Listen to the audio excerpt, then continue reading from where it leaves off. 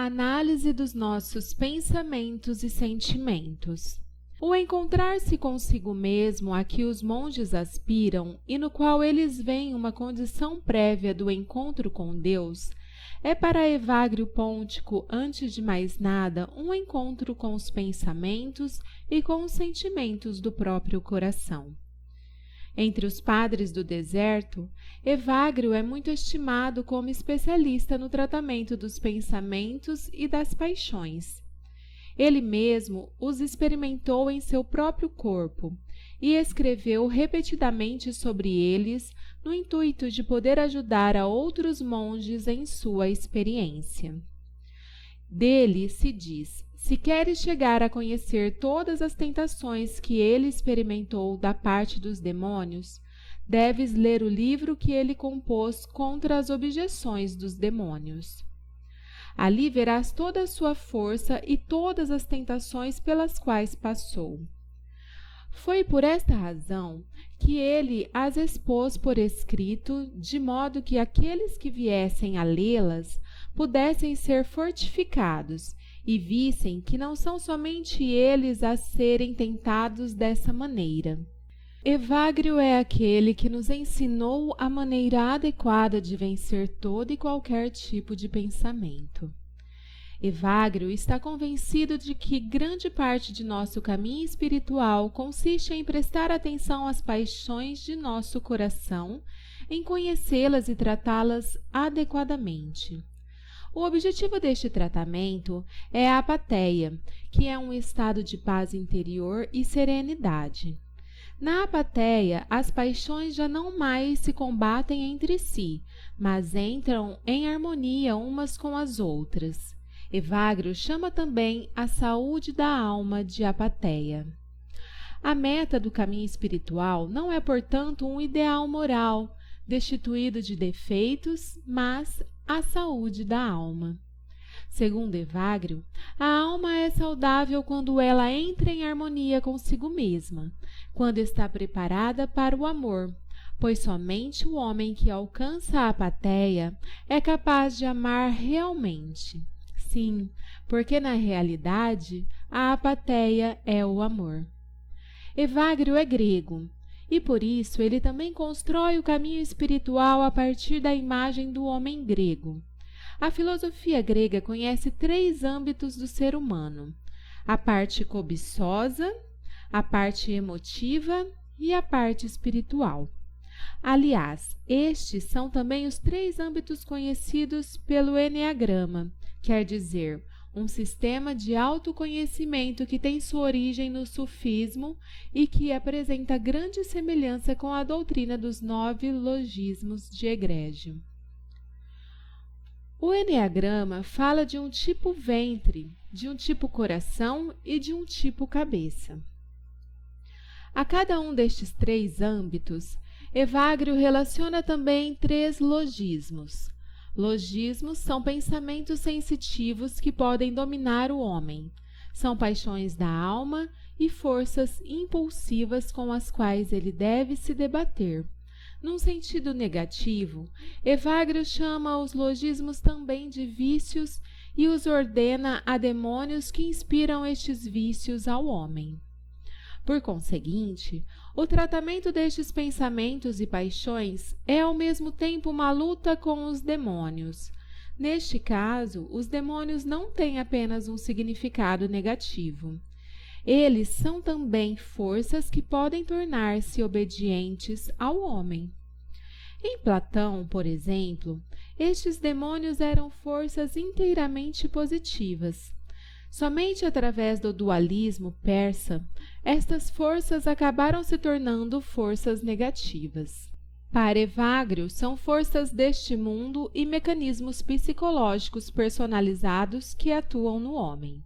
O significado de Evagrio para nossa época reside no fato de ele ter descrito com perspicácia, em termos psicológicos, a doutrina dos demônios como modo de lidar com as paixões e com as leis da alma humana. Evagrio exige que observemos atentamente os pensamentos e sentimentos, os demônios e suas leis.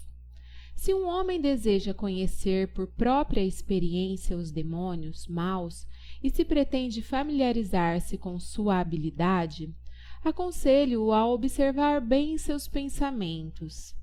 Ele deveria observar a intensidade deles e também quando se acalma ou quando aparecem ou desaparecem novamente. Deveria observar a variedade de seus próprios pensamentos, a regularidade com que estes pensamentos sempre de novo tendem a aparecer, os demônios responsáveis por eles e qual deles sempre acompanha um outro e qual não. Então ele deveria rogar a Cristo que o esclareça a respeito de tudo o que tem observado. Os demônios mostram-se particularmente raivosos contra aqueles que, armados com tais conhecimentos, se exercitam na virtude. A descrição evagriana da autoobservação poderia quase encontrar-se num manual de psicologia que esclarece os diferentes mecanismos da alma e o nexo entre os próprios sentimentos e emoções.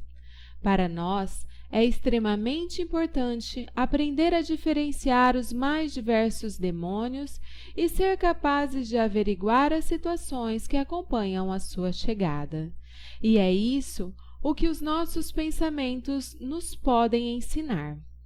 Deveríamos observar quais demônios nos atacam mais raramente e quais os que mais nos incomodam, quais deles se retiram mais rapidamente e quais nos oferecem maior resistência. Finalmente, deveríamos também conhecer aqueles que nos atacam de uma maneira repentina e desviam as pessoas para a blasfêmia. É essencialmente importante estarmos informados disso, para que quando os mais diversos pensamentos maus começarem a agir, cada qual a seu modo, nós lhes oponhamos palavras eficazes, quer dizer, palavras que caracterizem adequadamente o respectivo pensamento que estiver em ação.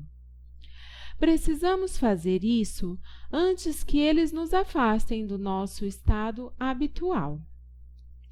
Somente assim poderemos, com a graça de Deus, fazer bons progressos. Porém, à medida que nós nos afugentarmos, eles haverão de irritar-se e, ao mesmo tempo, admirar-se da perspicácia com que os reconhecemos. O conhecimento exato das emoções e paixões é a condição prévia para podermos lidar adequadamente com elas. E a meta da nossa luta é, por sua vez, a apatheia, isto é, a liberdade interior. Dito em linguagem psicológica, podemos dizer: a meta é um modo maduro de lidar com minhas emoções, um relacionamento equilibrado com minhas paixões, um modo de estar em paz comigo mesmo e com minha sombra, minha totalidade, na qual a sombra é integrada e serve à aspiração espiritual. Na familiaridade com as paixões, Evagrio vê cumprir-se a palavra de Jesus a respeito da prudência das serpentes. Disse nosso Senhor: sede prudentes como as serpentes e simples como as pombas. Na verdade, o monge deve ser manso e sem falsidade, e seguindo a palavra dos profetas, sua luta há de acontecer em meio à mansidão. A visão de seu espírito, porém, deve ser ágil e seja prudente nas malícias dos demônios, como é o mangusto, uma espécie de doninha egípcia que observa o rastro de suas presas para estar em condições de dizer: os pensamentos do maligno não estão encobertos para mim. Ou ainda: meu olho vê o meu inimigo e meus ouvidos hão de ouvir o maligno que se me opuser. Portanto, para podermos agarrar os demônios, devemos estudá-los como o mangusto estuda o rastro das suas presas. A serpente é ao mesmo tempo símbolo da sabedoria, da natureza e da sexualidade, Por isso, adquirir a prudência da serpente também significa reconciliar-nos com a nossa sexualidade, familiarizar-nos com ela, a fim de podermos integrar a sua sabedoria e a sua força em nosso caminho espiritual. Os padres do deserto tornam-se muito familiares dos pensamentos e sentimentos negativos e das paixões da alma. Eles não tinham medo de entrar em contato com os demônios. Para eles, essa era uma luta diária através da qual eles puderam conhecer o adversário com um rigor sempre maior. Em seus escritos, fala a experiência com as paixões de nosso coração e com as forças do nosso inconsciente. Ao âmbito da cobiça, Evagrio relaciona os vícios da gula, da luxúria e da cobiça. Comida, sexualidade e posses são 3 instintos básicos do homem que ele não pode simplesmente cortar ou ignorar, pois, enquanto instintos básicos, eles também o estimulam a viver. Eles são, assim, em última análise, estimulados em direção a Deus. Importa saber como nós nos comportamos com estes instintos, ou seja, se nos deixamos dominar por eles, se nos tornamos pessoas instintivas ou se somos capazes de utilizar sua força de forma positiva, para deixar que nos impulsionem no caminho para a vida e para Deus. Evagrio define o primeiro instinto, que é o da gula ou do apetite da boca, não tanto como comer em excesso ou como um tapar os sentimentos negativos, mas como uma preocupação temerosa com a saúde, com o modelo de passar fome e de não possuir mantimentos e medicamentos suficientes, e ainda como o medo de ficar doente através da ascese. Comer é certamente uma necessidade básica do ser humano, e uma das finalidades do comer é saborear a comida. Muitas pessoas se empanturram de comida porque não admitem experimentar sua própria ira. O comer, portanto, pode tornar-se também uma compensação prazerosa. É justamente no comer que muitas pessoas mostram que devoram a comida, mas são incapazes de realmente saboreá-la. A verdadeira ascese consiste em aprender a saborear, e aí aparece espontaneamente a medida correta do comer, desaparecendo o medo de ficar sem comida. Tanto no sentimento literal como figurado, trata-se inconscientemente do medo de morrer de fome. A finalidade do comer consiste em unir-se a Deus. É por isso que em todas as religiões existem as refeições sagradas. Na Eucaristia, comendo o pão, nós nos unimos a Cristo e, através dele, ao próprio Deus. Assim, a mística possibilita descrever a nossa união com Deus como um fruitio Dei, como gozo de Deus. O comer é, portanto, a ação fundamental pela qual podemos saborear a Deus. O segundo vício, o da luxúria, é descrito por Evagrio da seguinte maneira. No caso do demônio da fornicação, trata-se da cobiça do corpo. Quem leva uma vida de abstinência vê-se ainda mais prontamente expostos aos seus ataques do que uma outra pessoa. O demônio gostaria que ele, afinal, deixasse de se exercitar nessa virtude. Ele ainda lhe gostaria de fazer crer que essa virtude não lhe traria nenhum proveito. É próprio deste demônio apresentar à alma ações impuras, sujá-la e, por fim, seduzi-la a proferir palavras e ouvi-las, como se toda a realidade desaparecesse diante de seus olhos. A sexualidade é uma força determinante presente no ser humano. Nela está tanto a ânsia por vitalidade como por autossuperação e por êxtase. A sexualidade pode tornar-se uma das fontes mais importantes para a espiritualidade. Evagrio certamente não nega isso. No entanto, ele acha que o perigo está em refugiar-se dentro de um mundo de aparências, pois a sexualidade tem muito a ver com a frustração. Muitos, aqui por não suportarem a desilusão, acabam se refugiando na sexualidade.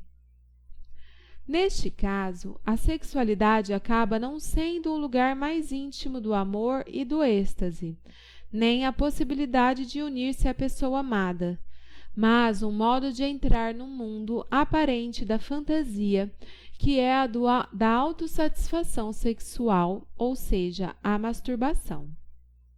Evagrio não fala aqui da união do homem e da mulher através do ato sexual, mas da fuga para dentro da fantasia sexual. Neste caso, a sexualidade torna-se uma ilusão. Em vez de me encontrar com uma pessoa real e deixar-me envolver completamente por ela, utilizo a sexualidade para representar fantasiosamente meu próprio mundo. Um mundo de aparências onde tudo é maravilhoso, onde eu não preciso levar ninguém em consideração, mas fico tão somente curtindo a minha sexualidade. Na atualidade, os mais variados relatos sobre abuso sexual de crianças e sobre assédio sexual de mulheres no ambiente de trabalho são certamente uma demonstração de que se trata de um perigo bem real. Nestes casos, a sexualidade não é verdadeiramente vivenciada e acaba-se fugindo do esforço de entrar em contato com os outros e de unir-se a eles com cuidado. E então, a sexualidade é vista apenas como satisfação do desejo e não como expressão de um amor capaz de entregar-se, íntima e totalmente, ao outro. É assim que pessoas, a partir de uma sexualidade não plenamente integrada, acabam ferindo os outros em sua dignidade, pois não há ferida mais dolorosa e violência mais brutal e humanamente mais indigna do que a sexual, principalmente quando ela rebaixa o ser humano ao nível de mercadoria. Evagrio, em sua descrição da luxúria, mostra não só que ele não rejeita absolutamente a sexualidade, acusação que com frequência se censura os primeiros monges. Ele mostra antes que a sexualidade, como também o comer, pode ser usada de forma errada para fugir da realidade, que a ira e a desilusão podem ser tapadas com comida. Na sexualidade, a pessoa pode se masturbar mesmo sem se satisfazer, e é possível refugiar-se nela quando a pessoa não procura realmente encontrar uma outra pessoa e entregar-se a ela. É nestas horas que tanto a falta do encontro como a falta de disposição para o amor acabam sendo compensadas pela sexualidade. Na verdade, tudo isso é prejudicial à pessoa, retarda a pessoa em seu processo de humanização e transforma a sexualidade num bloqueio em direção a Deus, ao passo que uma sexualidade integrada e humanamente digna será sempre expressão de amor a Deus. Somente quando a sexualidade é integrada através de uma vida religiosa é que a espiritualidade se torna realmente viva. Uma espiritualidade que perdeu o sabor é uma prova de que a sexualidade não foi encarada nem aceita. Por isso, Evagrio não nos aconselha a reprimir a sexualidade, mas a tratá-la conscientemente. Pois, sem este tratamento consciente da sexualidade, não existe nenhuma espiritualidade verdadeira nem humanamente madura. O terceiro logismo da força instintiva cobiçosa do ser humano é, segundo Evagrio, a cobiça das posses. A ambição de possuir é essencial ao ser humano. Nesta aspiração encontra-se a ânsia por tranquilidade. O que esperamos das posses que possuímos é não ter mais nenhuma preocupação e poder assim abandonar-nos tranquilamente à vida. Porém, a experiência mostra que as posses também podem nos possuir, que somos possuídos pela nossa aspiração a possuir sempre mais. Usando uma bela imagem, Evagrio descreve plasticamente as consequências da cobiça de posses. O homem que não possui bens é comparável a uma águia altaneira voando livremente pelo céu sem qualquer preocupação. Mas do rico certamente se pode dizer: aquele que tem muitas posses está preso e amarrado à corrente como um cachorro. Ainda que seja forçado a emigrar, haverá de carregar consigo a recordação de seus bens como uma pesada carga e um incômodo inútil. Ele será torturado pela tristeza e terrivelmente atormentado pela reflexão.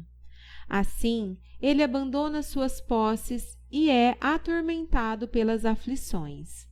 E mesmo quando a morte se aproxima, haverá de lastimar-se por ter de deixar o presente. Entrega sua alma e não desvia o olhar das coisas. E mesmo contra sua vontade, é levado a emigrar como um escravo fugitivo. É separado de seu corpo, mas não se separa de suas posses, que tanto mais o carregou consigo, quanto mais a paixão o oprime. Nossa cobiça por posse jamais será satisfeita, caso a orientemos exclusivamente para as coisas mundanas. Pois, por mais posses que tivermos, a nossa ansiedade mais profunda por tranquilidade e sossego e pela harmonia conosco mesmos não poderá ser satisfeita. É por isso que a Bíblia transforma este instinto, apontando-nos os bens interiores, como é o caso da pérola preciosa e do tesouro no campo. Dentro de nós, isto é, em nossa alma, podemos encontrar uma imensa riqueza.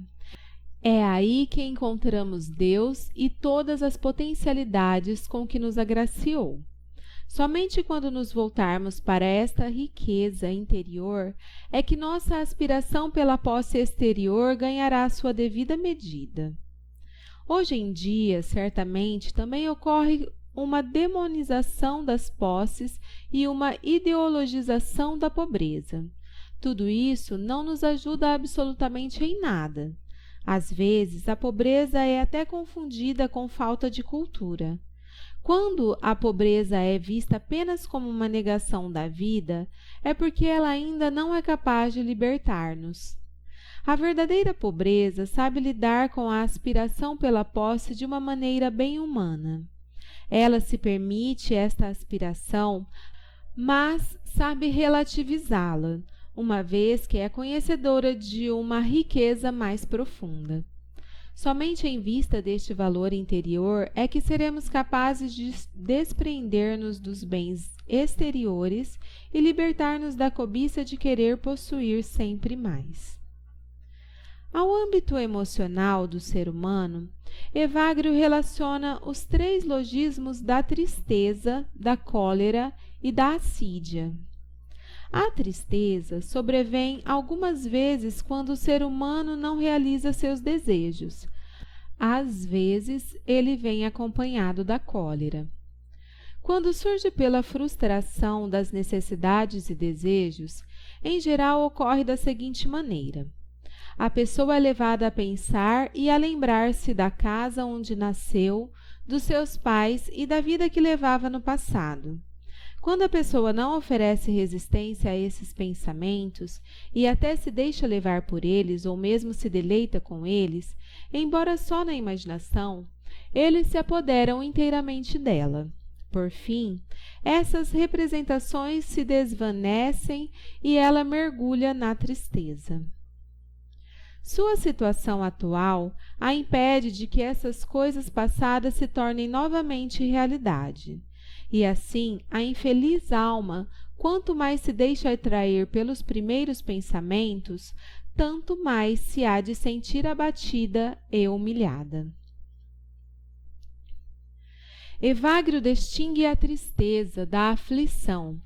Se, por um lado, a aflição pertence essencialmente ao amadurecimento humano, como o luto e como a assimilação de experiências de perda, por outro lado, a tristeza como autocompaixão é estéril. O ser humano refugia-se na autocompaixão quando ele não consegue satisfazer seus desejos. No fundo da tristeza também jazem, com frequência, desejos exagerados pela vida. E assim, pelo fato de não ser o maior, eu não entro em combate e acabo me refugiando na tristeza. A aflição pode chorar. Suas lágrimas podem amolecer a alma endurecida e fazer que ela se torne frutífera. É possível que as lágrimas da aflição se transformem em lágrimas de alegria. A tristeza, porém, não pode chorar, pois ela é choramingona e se banha em sua própria compaixão. Para Evagrio, a tristeza consiste sobretudo na dependência infrutífera do passado, pois sempre de novo as pessoas imaginam os sentimentos de outrora em casa junto aos pais, na proteção, na despreocupação, etc. Por mais que às vezes possa ser proveitoso ocupar-nos com o passado a fim de assimilá-lo e percebê-lo, como raiz do presente, isso pouco nos ajuda a realizar verdadeiros progressos, se constantemente ficarmos olhando para o passado e tivermos saudades das coisas acontecidas. Para Evagrio, é sobretudo perigoso diante da realidade presente fugir para o passado, uma vez que o passado é algo definitivamente passado e nunca mais haverá de se tornar realidade. É possível apreender muito do passado para o momento presente. No entanto, se o passado se torna fuga de conflito presente, então ele se torna um obstáculo, que nos impede assumir as tarefas atuais e, através delas, amadurecer. Enquanto nós, através da tristeza, reagimos passivamente aos nossos desejos insatisfeitos, a cólera é antes uma reação ativa. Evagrio também consegue identificar a cólera como um dos demônios. O que se evidencia para ele é que na cólera o ser humano pode ser dominado completamente por uma força. A cólera é a mais forte das paixões. Com efeito, disse que é uma ebulição da parte irracível da alma e uma indignação contra quem lhe fez algum ultraje ou contra quem se presume que o tenha feito. Ela deixa a alma da pessoa furiosa o dia inteiro, mas é sobretudo na hora da oração que ela domina a mente, com a imagem do rosto que a contristou. Às vezes, ela dura mais tempo e se transforma em ressentimento, provocando então, durante a noite, as piores experiências. Em geral, o corpo fica debilitado por ela. Isso ocorre na falta de alimentação. Uma tal pessoa torna-se pálida e é atormentada sempre mais fortemente por imagens durante o sonho, como se ela estivesse sendo atacada por animais ferozes e venenosos. Ela constata sempre de novo que, em consequência do seu ressentimento, muitos de seus pensamentos são acompanhados por todas estas 4 estações mencionadas. Evagrio analisou a cólera com bastante rigor. A cólera não é para ele uma mera agressão, pois as agressões têm um significado absolutamente positivo. As agressões pretendem regular a relação de proximidade e distância. A cólera é a agressão incontrolada. A pessoa, sendo incapaz de pensar com clareza, passa a ser dominada por ela. A cólera atrapalha-o em sua oração. Ela é capaz de conduzir até a falta de apetite e determinar os sonhos, de modo a tornar o inconsciente sempre mais negativo. A cólera também é capaz de tornar a pessoa doente. Na cólera, a pessoa não consegue mais distanciar-se daquilo que o feriu. A pessoa dá tanto poder à cólera que esta é capaz de persegui-la por toda parte, seja em sua oração, seja em suas refeições ou em seus sonhos. Assim, esteja onde estiver, a pessoa não está livre da cólera, é uma espécie de possessão. No dizer de Evagrio, o demônio da cólera devora a alma humana. Hoje em dia, encontramos uma confirmação disso na psicologia, que parte do princípio de que o câncer não raramente possui uma causa psíquica. Quando continuamente engolimos todas as raivas, em algum momento o corpo reage e, no sentido mais verdadeiro e real da palavra, ele será carcomido. O demônio mais perigoso é o da assídia, que corrompe o monge interiormente. Evagrio descreve a ação deste demônio da seguinte maneira: o demônio da assídia, também chamado demônio do meio-dia, é o mais pesado de todos. Ataca o monge pela 4ª hora e sitia a alma até a 8ª. Primeiro, o monge tem a impressão de que o sol demora muito a se mover, e o dia tem pelo menos 50 horas. Depois, sente necessidade constante de olhar pela janela, sair da cela, examinar atentamente o sol para ver se falta muito para a hora 9ª chegar. E ainda por cima, o demônio lhe inspira aversão ao lugar onde está, ao seu estado de vida, ao trabalho manual e, mais ainda, não há mais caridade nos irmãos e ninguém poderá consolá-lo. E se aconteceu ainda por esses dias que alguém tenha contristado esse monge, o demônio se aproveita disso para aumentar-lhe a aversão. Leva-o então a desejar outros lugares onde encontre facilmente o que necessita e exercer um ofício menos penoso e mais gratificante. Acrescenta que agradar ao Senhor é possível em qualquer lugar. Em qualquer lugar, insiste, pode-se adorar a Deus. A tudo isso acrescenta também a lembrança dos familiares e da vida passada. Faz-lhe ver como é longa a duração da vida, apresentando-lhe as fadigas da ascese. E, como se diz, assesta todas as suas baterias, para que o monge deixe a cela e fuja do campo de batalha.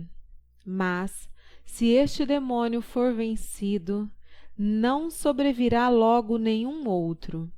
Finda a luta vitoriosa. Um estado de grande paz e inefável alegria invade a alma do monge. A assídia é a incapacidade de fazer-se presente no momento atual. Não se tem apetite nem para o trabalho, nem para a oração, nem mesmo saborear o não fazer nada, pois sempre se está com os pensamentos num outro lugar. A inquietação interior, a incapacidade de aproveitar o momento atual, corrompe a pessoa interiormente. A assídia é uma expressão da fuga da realidade. Não se aceita encarar a sua própria realidade. Por isso, é necessário estar com os pensamentos constantemente num outro lugar, ou então estar fazendo algo diferente. Todavia, a pessoa torna-se incapaz de fazer algo com coerência, torna-se incapaz de realmente deixar-se envolver com algo ou com uma pessoa. A assídia é também chamada de demônio do meio-dia, porque costuma manifestar-se nesta hora do dia. Mas isso pode também ser compreendido simbolicamente, e neste caso, a assídia é, sobretudo, o demônio da meia-idade. Na meia-idade, perde-se o prazer pelo costumeiro. Então, a pessoa se pergunta: para que tudo isso? Tudo quanto a pessoa produziu até então parece-lhe aborrecedor e vazio. E também não consegue detectar com que deve ocupar-se. E assim, fica simplesmente ao léu, torna-se cínica e se sente capaz de criticar tudo e a todos. Mas já não tem prazer para mais nada. Entretanto, o demônio da meia-idade é também um desafio para a pessoa orientar-se de uma maneira nova, de movimentar-se do exterior para o interior e de descobrir novos valores em sua alma que deem um novo sentido à segunda etapa da vida. Atualmente, a assídia também parece ser uma disposição fundamental de muitos jovens. Eles são incapazes de envolver-se e entusiasmar-se por alguma coisa. Não são capazes de viver no momento atual.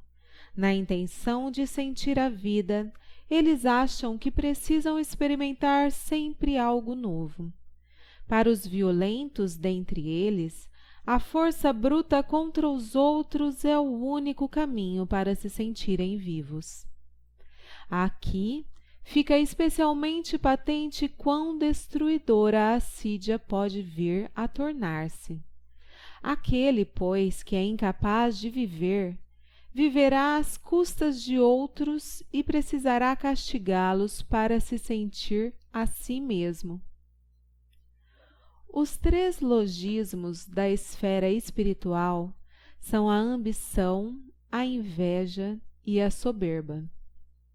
A ambição consiste no contínuo vangloriar-se diante dos outros. Tudo é feito unicamente para ser visto pelas outras pessoas. Evagrio descreve a ambição deste modo: o pensamento da ambição é um companheiro deveras difícil. Ele tende a manifestar-se em pessoas que gostariam de viver virtuosamente. Desperta nelas o desejo de compartilhar com os outros a dificuldade de sua luta, procurando com isso a honra diante das pessoas. Desse modo, tais pessoas se comprazem, por exemplo, a imaginar mulheres sendo curadas. Imaginam ainda que há pessoas batendo à sua porta, pessoas os quais gostariam de apanhá-las, a fim de falar com elas e empurrá-las e acompanhá-las quando estão indecisas. Na ambição, eu penso continuamente nas pessoas e em suas opiniões, e acabo me perguntando: como será meu modo de agir sobre elas? Elas também acham bom o que eu faço? E assim eu acabo não estando comigo mesmo e tomo-me dependente do juízo das outras pessoas. O que fico imaginando é como em minha próxima aparição no palco causar a melhor impressão possível para ser devidamente aplaudido. Naturalmente, nos faz bem quando somos reconhecidos e confirmados, e seria certamente híbris se nós pensássemos que estamos totalmente livres do reconhecimento e do elogio. A busca de reconhecimento se introduz furtivamente em tudo o que fazemos, até mesmo em nossa ação mais piedosa. Não se trata de nos livrar completamente dessa busca de reconhecimento, mas de relativizá-la de maneira a não nos tornarmos dependentes dela. Nós mesmos sentimos como é desagradável quando, por exemplo, já aos 60 ou 70 anos, ainda prestamos atenção ao que os outros pensam e esperam de nós. Isso não é viver, mas tão somente ser vivido. A inveja mostra-se na contínua comparação de si mesmo com os outros. Não sou capaz de encontrar-me com nenhuma outra pessoa sem comparar-me com ela. Imediatamente, começo a avaliar, a valorizar, a desvalorizar e a revalorizar. De um modo geral, procuro desvalorizar os outros no intuito de revalorizar-me a mim mesmo. Eu observo suas fragilidades ou desvalorizo seu comportamento como bloqueado e doentio, seu êxito como aparência, sua inteligência como fraqueza, etc. E, inversamente, quando não sou bem-sucedido com isso, me desvalorizo a mim mesmo e acabo colocando os outros no pódio. Também na inveja, eu não estou comigo. Não estou satisfeito comigo mesmo e não tenho nenhum sentimento por minha dignidade, reconhecendo meu valor somente em comparação com os outros. Isso é por demais cansativo e me força a ter de superar os outros ou me lanço na depressão, porque não vejo mais nenhuma chance de poder acompanhar os outros. A híbris, isto é, a soberba, torna as pessoas cegas. O soberbo se identificou a tal ponto com sua imagem ideal que se recusa a encarar a própria realidade. O demônio da soberba é aquele que provoca na alma as piores quedas. Ele seduz o monge a não procurar em Deus a razão de suas ações virtuosas, mas apenas em si mesmo, e a considerar a si mesmo como causa de todo o bem que faz, e a se inchar de orgulho diante dos irmãos, considerando-os tolos por não o terem em tão alta estima. Tudo isso é depois acompanhado pela tristeza, e último dos males, pela perturbação mental e a loucura, que o faz ver uma legião de demônios no ar. Pela híbris, o ser humano ingressa no mundo aparente de seus próprios ideais, a ponto de chegar a perder o contato com a realidade, e isso o torna alienado. Jung chama esta atitude de inflação. A pessoa se envaidece de ideais e representações que de fato não lhe pertencem. A inflação sempre acontece quando nos identificamos com imagens arquetípicas, por exemplo, com a imagem dos profetas, e acabamos proclamando: eu sou o único que consegue perceber e que se atreve a dizer a verdade. Ou então, identificamo-nos com a imagem do Marte. Eu não sou compreendido e preciso afinal sofrer, porque como Jesus sou tão diferente porque respondo pela verdade sozinho. Tais palavras, em geral, podem até soar como piedosas, mas por detrás delas está a híbris, que requer ser como Deus ou como as pessoas a quem Deus chamou de uma maneira toda especial. Sim, uma tal híbris provoca cegueira. Como profeta, eu sou cego para a minha própria realidade. Digo ao mundo o que é correto e, entretanto, não me conheço a mim mesmo. Eu me recuso a encarar-me a mim mesmo. Jesus cura o cego de nascença, cuspindo no chão e esfregando-lhe a lama carinhosamente nos olhos, como querendo dizer-lhe: tu também foste tirado da terra. Reconcilia-te também com a sujeira que está em ti e em teus lados sombrios. Sê humano, pois então poderás ver novamente. Porque enquanto negares tua condição terrena, também não será capaz de viver.